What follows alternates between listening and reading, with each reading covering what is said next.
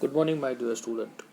Last session में हम लोगों ने हमारा नया चैप्टर स्टार्ट किया था, चैप्टर नंबर 8, जिसका नाम था executives at union and at a state level.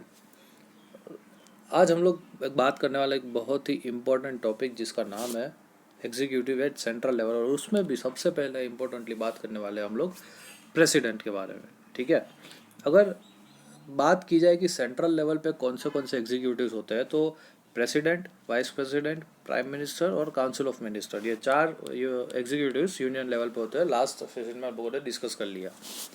अब अगर प्रेसिडेंट की बात की जाए तो सबसे पहले हम लोगों ने लास्ट सेशन में देखा था कि ग्रेट ब्रिटेन और इंडिया में पार्लियामेंट्री डेमोक्रेसी है, लेकिन जो ब्रिटेन है वहाँ पे ये जो प्रेसिडेंट को जो एक पोस्ट होती है वो प्रेसिडेंट की पोस्ट नहीं होती।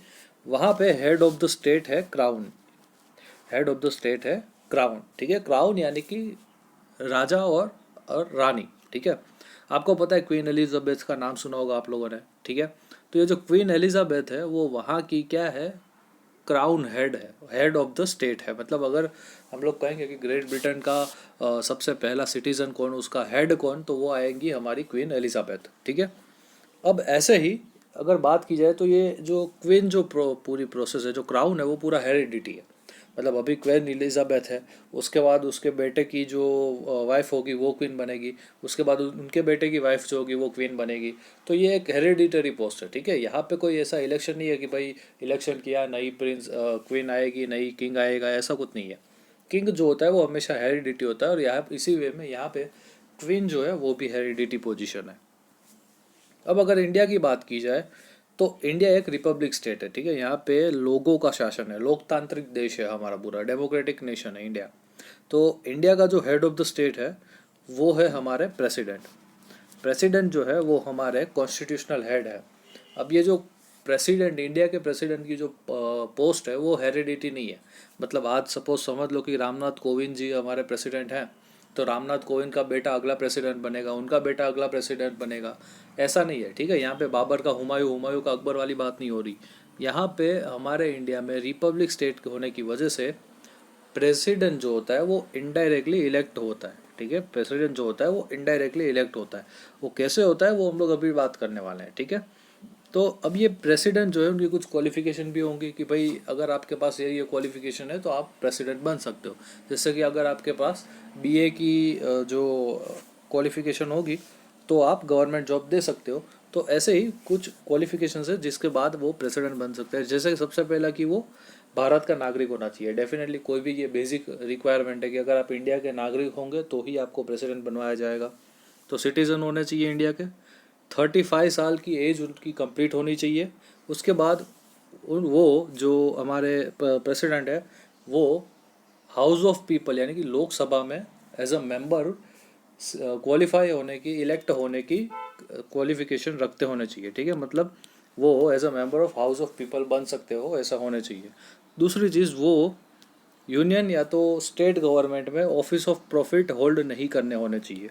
ऑफिस ऑफ प्रॉफिट हम लोग पहले भी डिस्कस कर चुके हैं कि ऑफिस ऑफ प्रॉफिट वो ऑफिस होती है जिसकी जो सैलरी है वो गवर्नमेंट ट्रेजरी में से जाती हो। ठीक है, मतलब कि ऐसी पोस्ट जिसकी सैलरी गवर्नमेंट देती हो, और साथ साथ आप ऐसी पोस्ट भी है आपके पास और आप प्रेसिडेंट भी हो, तो ये दोनों एक साथ नहीं हो सकता। या तो आप ऐसी पोस्ट रखो या तो आप प्रेसिडेंट बनो। ठीक है, तो ये चार कुछ उसकी क्वालिफिकेशन है, आप लोगों को ध्यान में रखनी होगी। क्वेश्चन बन सकता है कि what is the qualification to be the president of India. ठीक है, तो आपको ये चार चीज़ें याद रखनी होगी। उसके बाद अगर देखी जाए तो procedure of election of president, मतलब कि इंडिया का प्रेसिडेंट कैसे इलेक्ट होता है। अभी इंडिया हम लोगों ने देख लिया था कि रिपब्लिक नेशन है, वो जो प्रेसिडेंट की पोस्ट है वो हेरिडिटी पोस्ट नहीं है, वो इलेक्टेड पोस्ट है। तो यहाँ पे जो president as a head of the state अगर बात की जाए तो उनकी इलेक्शन है जो वो इनडायरेक्ट सिस्टम से होती है। इनडायरेक्ट सिस्टम से कैसे, सबसे पहले ये समझ लेते हैं कि ये जो इलेक्टोरल कॉलेज होती है कि कौन वोट करता है, कौन इलेक्ट करता है प्रेसिडेंट को। तो दो लोग, एक तो elected members of both the houses of parliament, और दूसरा है elected members of legislative assembly of a state. मतलब कि आप लोगों ने देखा होगा कि गुजरात विधानसभा की इलेक्शन होती है और हम लोग जो है वोटिंग देने जाते हैं, हमारे जो भी मेंबर्स के, हमारे जो भी रिप्रेजेंटेटिव्स होते हैं गुजरात विधानसभा में बिठाने के लिए। ठीक है, तो एक तो वो लोग इंक्लूड हो गए इसमें, और दूसरे जो मेंबर ऑफ पार्लियामेंट होते हैं, लोकसभा और राज्यसभा के जो भी मेंबर्स होते हैं, जिसे हम लोग कहते हैं कि जनरल इलेक्शन है, भारत के इलेक्शंस है, तो ये जो भारत के इलेक्शन में लोकसभा और राज्यसभा के इलेक्शंस होते हैं जिसे हम लोग सिलेक्ट करते हैं, वो लोग दोनों मिल के, मतलब गुजरात विधानसभा के पब्लिक जो कि हम लोगों ने इलेक्ट किया है हमारे रिप्रेजेंटेटिव, और लोकसभा राज्यसभा के हमारे रिप्रेजेंटेटिव, ये सारे लोग मिलके जो है ये हमारे प्रेसिडेंट को, ऐसा नहीं कि सिर्फ गुजरात का ही, उत्तर प्रदेश, गोवा, सिक्किम, अरुणाचल प्रदेश, मध्य प्रदेश, राजस्थान, इन सारी विधानसभाओं के इलेक्टेड मेंबर्स और हमारी लोकसभा और राज्यसभा के मेंबर्स जो है वो लोग इनडायरेक्टली, मतलब कि हमने उन लोगों को चुना और वो लोग आगे प्रेसिडेंट को सिलेक्ट करेंगे, ठीक है, वैसे वाली बात होती है, और ऐसे हमारे प्रेसिडेंट को इलेक्ट किया जाता है। अब उनको ओथ सेरेमनी कौन दिलाता है, मतलब कि अगर वो प्रेसिडेंट बन रहे हैं तो उनको कुछ ओथ भी लेने होगी। आप लोगों ने देखा होगा कि नए प्रेसिडेंट आते हैं, नए प्राइम मिनिस्टर आते हैं, तो उन्हें ओथ ली जाती है। तो before making the office of the presence of chief justice of supreme court, मतलब कि जो हमारा प्रेसिडेंट है, अगर वो नए इलेक्ट होते हैं तो नए प्रेसिडेंट को ओथ कौन दिलाता है, नए प्रेसिडेंट को ओथ दिलाते हैं हमारे चीफ जस्टिस ऑफ हमारे India. Chief justice of India, अगर अगर आज की बात की जाए, समझ लो कि रामनाथ कोविंद का टाइम पीरियड खत्म हो रहा है और नया कोई प्रेसिडेंट बन रहा है, तो वो नए प्रेसिडेंट को ओथ कौन दिलाएगा, हमारे आज के चीफ जस्टिस है शरद अरविंद बोबड़े जी। तो ये जो शरद अरविंद बोबड़े जी है वो हमारे नए प्रेसिडेंट को क्या करवाएंगे, ओथ दिलाएंगे, ठीक है। तो ये याद रखना कि अगर chief justice of India present नहीं है या तो एब्सेंट है, तो उनकी एब्सेंस में जो भी सीनियर मोस्ट जज होगा सुप्रीम कोर्ट का, वो प्रेसिडेंट को जो है प्लेज दिलवाएगा, ठीक है। और प्रेसिडेंट किसकी ओथ लेते हैं, वो ओथ लेते हैं to protect the constitutional laws and to serve and to remain engage in the welfare of the people of India. मतलब प्रेसिडेंट जो है हमारे, वो कॉन्स्टिट्यूशन को प्रोटेक्ट करने की, लॉ और हमारे जो पीपल्स है उनके पीपल है, सिटीजन्स है इंडिया के, उनके वेलफेयर के लिए काम करने की प्लेज रहते हैं, ठीक है। टाइम लिमिट, मतलब कि कितने टाइम पीरियड के लिए जो प्रेसिडेंट है वो इलेक्ट होते हैं, तो 5 साल के लिए गाइस, ठीक है। 5 साल के लिए जो है प्रेसिडेंट आप इलेक्ट करते हो, ठीक है। अब ऐसा नहीं कि वो 5 साल तक रहना ज़रूरी है, ठीक है। अगर बीच में उनकी डेथ हो जाती है, अगर बीच में वो रेजिग्नेशन करवा सकते देते हैं, तो ऐसे केसेस में 5 साल से पहले भी जो है प्रेसिडेंट का जो टाइम पीरियड वो ख़त्म हो जाता है। लेकिन कैसे केसेस में प्रेसिडेंट जो है वो अपना सीट वैकेंट कर सकते हैं, तो उसके यहाँ पे आपको देखने को मिलेगा कि व्हेन ही डाइज, मतलब जब उनकी डेथ हो जाती है, अथवा तो व्हेन ही रिजाइंस, मतलब वो जब president as a president resign होता है, when his election is held unconstitutional, मतलब कि उनकी जो भी इलेक्शन हुई है, मतलब जिस प्रोसेस से इलेक्शन हुई है, प्रेसिडेंट को चुना गया है, अगर वो अनकॉन्स्टिट्यूशनल साबित होती है तो उनको सीट वैकेंट करनी पड़ेगी। और when he is removed by the office of from by impeachment procedure, ठीक है। मतलब कि आर्टिकल 61 में जो भी इम्पीचमेंट प्रोसीजर दी गई है उसको इम्पीचमेंट करके अगर आप प्रेसिडेंट को इम्पीच करते हो, प्रेसिडेंट को आप लोग रिमूव कर देते हो, तब जाके प्रेसिडेंट ये 4 सर्कमस्टेंसेस में जो है क्या होता है, रिमूव माने जाते हैं, और ऐसे में 5 साल से पहले उनका टर्म ख़त्म हो जाता है, ठीक है। अब जब उनकी डेथ या तो रेजिग्नेशंस या ऐसे कोई चीज़ होती है, इम्पीचमेंट होती, डेथ या तो रेजिग्नेशन होती है, तो ऐसे केसेस में जो नए प्रेसिडेंट की इलेक्शन है वो विद इन 6 मंथ्स हो जानी चाहिए। समझ लो कि आज तारीख है 21 दिसंबर, और 22 दिसंबर, और 22 दिसंबर के दिन अगर प्रेसिडेंट की डेथ हो जाती है, रामनाथ कोविंद जी की, भगवान करे ऐसा ना हो, लेकिन हो जाती है, तो उनकी इलेक्शन जो है वो नेक्स्ट 6 मंथ्स के अंदर अंदर, मतलब कि आज 22 दिसंबर है तो 22 जून के अंदर अंदर नेक्स्ट प्रेसिडेंट हम लोगों को सिलेक्ट कर लेना पड़ेगा। और तब तक के लिए जो हमारे वाइस प्रेसिडेंट है वेंकैया नायडू जी, वो जो है वो एज अ प्रेसिडेंट काम करेंगे, ठीक है। मतलब जब डेथ या तो रेजिग्नेशन होता है हमारे करंट प्रेसिडेंट का, तो ऐसे में 6 महीने के लिए हमारे वाइस प्रेसिडेंट जो है वो प्रेसिडेंट बन के काम करते हैं। तो ये हो गया उनका सीट जब वैकेंट होती है तब की बात। अब पावर ऑफ प्रेसिडेंट्स की बात करते हैं। उनकी कुछ लेजिस्लेटिव पावर्स है, उनके कुछ executive, justice related, financial power और इमरजेंसी रिलेटेड पावर है। हम लोग एक एक को डिटेल में देखेंगे। सबसे पहले लेजिस्लेटिव पावर कि प्रेसिडेंट के पास कौन से लेजिस्लेटिव पावर है, ठीक है। हम लोगों ने बहुत पहले से ये देख लिया था जब पार्लियामेंट पड़ी थी कि ये जो प्रेसिडेंट है वो पार्लियामेंट का एक ऑर्गन है, अनडिवाइडेड ऑर्गन है। पार्लियामेंट के 3 ऑर्गन है, कौन से? लोकसभा, राज्यसभा और हमारे प्रेसिडेंट। तो आज हम उसी प्रेसिडेंट के लेजिस्लेटिव पावर्स के बारे में बात करने वाले हैं। अच्छा, उनका सबसे पहला पावर है कि वो जो भी बोथ हाउसेस की मीटिंग है वो बुला सकते हैं, मतलब कि लोकसभा राज्यसभा की मीटिंग बुलाने का उनको हक है, पावर है उनका। वो कोई भी सेशन को ख़त्म कर सकते हैं, या तो फिर हाउस ऑफ पीपल यानी कि लोकसभा को डिसॉल्व करने का पावर जो है वो प्रेसिडेंट के पास होता है। लोकसभा को ख़त्म करने का पावर जो है वो प्रेसिडेंट के पास होता है। उसके बाद आप लोगों को पता ही है कि कैसे एक बिल जो है वो प्रेसिडेंट की साइन के बाद ही एक्ट बनता है। उनसे उसके पहले जब प्रेसिडेंट उनकी एसेंट नहीं देते, जब तक उनकी एसेंट नहीं देते तब तक आपका ये जो बिल है वो एक्ट नहीं बन सकता। उनके पास पावर है कि इमरजेंसी सिचुएशंस में, कि जब पार्लियामेंट सेशंस में ना हो, पार्लियामेंट का हाउस ना चल रहा हो, ऐसे में वो एक ऑर्डिनेंस इश्यू कर सकते हैं। ऑर्डिनेंस जिसे हम लोग वट हुकुम कहते हैं, ठीक है। ये ऑर्डिनेंस जो है वो पास कर सकते हैं प्रेसिडेंट। और ये जो ऑर्डिनेंस पास किया है, ठीक है, हमारे प्रेसिडेंट ने, ये ऑर्डिनेंस जब भी कभी हमारी पार्लियामेंट फिर से एक बार मिलेगी तो विद इन 6 वीक, पार्लियामेंट जब भी मिलती है उसके 6 वीक्स के अंदर अंदर ये ऑर्डिनेंस है या उसके ऊपर डिसीजन लिया जाना चाहिए। या तो ये पास हो जाना चाहिए या तो इसे नाबूद यानी कि रद्द कर देना चाहिए, ठीक है। तो 2 चीज़ें हो सकती है कि जब पार्लियामेंट सेशन में नहीं है तब प्रेसिडेंट ऑर्डिनेंस निकालेंगे, और ये ऑर्डिनेंस जो है जब भी कभी पार्लियामेंट फ्यूचर में सेशन में आएगी तब इस ऑर्डिनेंस पे सबसे पहले फैसला होगा कि इसे कंटिन्यू करना या इसे ख़त्म कर देना, ठीक है। तो ये ऑर्डिनेंस मेकिंग पावर भी हमारे प्रेसिडेंट की है। आर्टिकल नंबर 123 यानी कि आर्टिकल 123 के अंतर्गत प्रेसिडेंट के पास ये पावर है कि वो ऑर्डिनेंस पास करे। उसके बाद जो अदर ऑर्डिनरी बिल्स होते हैं जिसके ऊपर प्रेसिडेंट की साइन चाहिए होती है एक्ट बनने के लिए, तो ऐसे ऑर्डिनरी बिल्स जो हैं वो भी हमारे प्रेसिडेंट वापस भेज सकते हैं फॉर रिकन्सिडरेशन हमारे पार्लियामेंट में, कि भाई आप लोग एक बार फिर से इस बिल पे ऊपर डिस्कशन करो और कुछ नया हो सके तो निकालो, ठीक है। तो ये भी एक पार्लियामेंट प्रेसिडेंट की हमारी पावर है। उसके बाद ही can summon the joint session of both the houses in case of differences of opinion in the matter of bill between both the houses. मतलब समझ लो कि कोई एक बिल डिस्कशन में हो रहा है और उसमें लोकसभा कह रहा है कि हमें ये पास करना है और राज्यसभा कह रहा है कि हमें ये पास नहीं करना।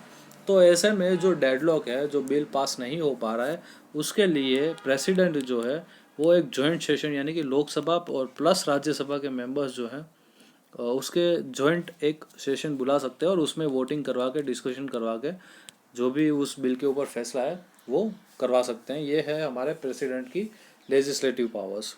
अब बात करते हैं हम लोग एग्जीक्यूटिव पावर्स में, कि प्रेसिडेंट जो है हमारे वो क्या है, हमारे एग्जीक्यूटिव हेड है।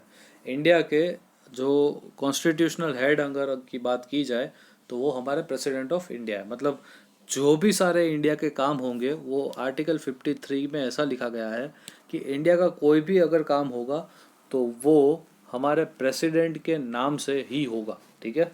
प्राइम मिनिस्टर मोदी ये ऑर्डर नहीं दे सकते कि आपको दूसरे देश के साथ कैसे रिलेशनशिप रखना है। ये प्रेसिडेंट आपको ऑर्डर देगा कि आपको दूसरे देश के साथ कैसे रिलेशंस रखने हैं, ठीक है। रखेगा कौन? वो प्राइम मिनिस्टर मोदी रखेंगे, लेकिन किसकी साइन से? वो हमारे प्रेसिडेंट ऑफ इंडिया की साइन से, ठीक है।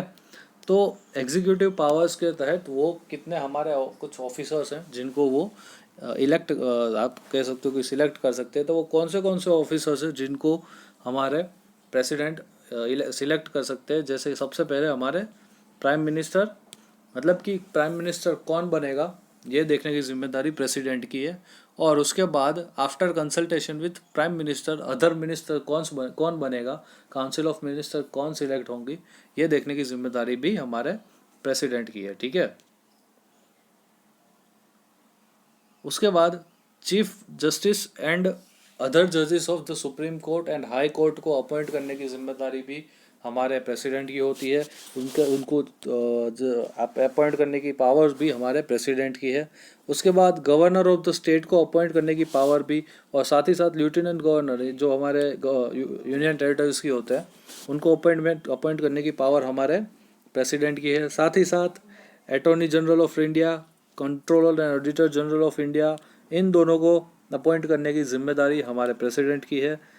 चेयरमैन और member union public service commission के यानी कि यूपीएससी के, उसके साथ finance commission, election commission, language commission और पॉलिसी कमीशन, इन पांचों इलेक्शन कमीशंस के जो मेंबर्स और चेयरमैन हैं उनको अपॉइंट करने की जिम्मेदारी किसकी है? प्रेसिडेंट की है। ठीक है, आपको ऑप्शंस में आ सकता है कि भाई नीचे 4 ऑप्शन दिए होंगे और आपको पूछा जाएगा कि इनमें से किसको जो प्रेसिडेंट है वो अपॉइंट नहीं करेगा। तो आपको याद रखना है कि इन सारे लोगों को अपॉइंट करते हैं और बाकी इसके अलावा जो होंगे उनको अपॉइंट नहीं करेंगे। अच्छा, इसके बाद commissioner for scheduled caste, commissioner for scheduled tribe and socially and educationally backward class and commissioner for minorities, इन लोगों को भी हमारे प्रेसिडेंट जो है वो अपॉइंट करेंगे। Indian ambassador and high commissioner, मतलब कि हमारे जो रिप्रेजेंटेटिव्स होंगे दूसरे कंट्रीज़ में, उनको अपॉइंट करने की जिम्मेदारी भी हमारे प्रेसिडेंट की है। साथ साथ प्रेसिडेंट जो है हमारे, वो हमारे कमांडर इन चीफ है, मतलब कि जो भी हमारे जो भी सारे आर्म फोर्सेस है हमारी, इंडियन आर्मी ले लो, इंडियन कोस्ट गार्ड ले लो, इंडियन एयरफोर्स ले लो, इंडियन नेवी ले लो, इन सब का सुप्रीम हेड कौन है? हमारे प्रेसिडेंट है। और इसी एग्जीक्यूशंस में हमारे जो प्रेसिडेंट है वो आर्मी, नेवी और एयरफोर्स के जो भी हमारे तीनों चीफ हैं उनको क्या करते हैं? अपॉइंट करते हैं। जैसे कि हमारे मनोज मुकुंद नरवणे जो आर्मी चीफ है, RS भदौरिया जो हमारे इंडियन एयरफोर्स चीफ है, और करमबीर सिंह लांबा जो हमारे नेवी चीफ है, इन सब लोगों को हमारे प्रेसिडेंट ने ही सिलेक्ट किया होता है, अपॉइंट किया होता है। ठीक है, जो भी सारे मैंने अभी जैसे आपको बताया ये आप देख सकते हो। Prime minister and council of minister enjoys all the above powers in the name of president. ठीक है, the president is having formal powers. In practice prime minister, cabinet and council of minister will enjoy all this powers and this powers are to be enjoyed by the president not on the basis of his wish but as per the aid and advice of the prime minister and council of minister. अच्छा, ये जो सारी चीज़ें हैं ये सिर्फ इसमें president का नाम होता है। ठीक है, लेकिन जब भी कभी काम होगा तो वो प्राइम मिनिस्टर और काउंसिल ऑफ मिनिस्टर्स के द्वारा ही होगा।